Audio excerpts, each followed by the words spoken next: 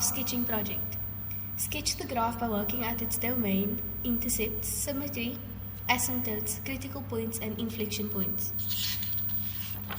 So we're given the function f of x is equal to 2x minus x squared all over x squared minus 2x plus 1. This is a rational function. So to find the domain, we find where x does not exist. So when simplifying the function, we see that x does not exist at 1. So the domain of this function is x is an element of real numbers and x is not equal to 1. To find the intercepts for the axes, the y-intercept, you set x equal to 0 and solve. So our y-intercept is y is equal to 0. For our x-intercept, we set y equal to 0. So our x values are 2 and 0.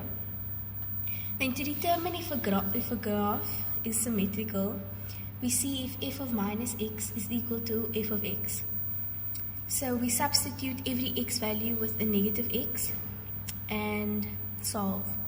Seeing as f of minus x is not equal to f of x, this graph is not symmetrical.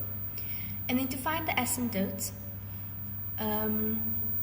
x does not exist at 1, so x equal to 1 is a vertical asymptote. And then to find the horizontal asymptote, you take the limit as x tends to infinity of the graph and solve. Y is equal to negative 1 is a horizontal asymptote.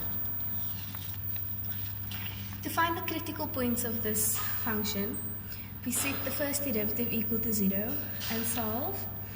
We get the critical point of x equal to 1. We plot this on a sine table.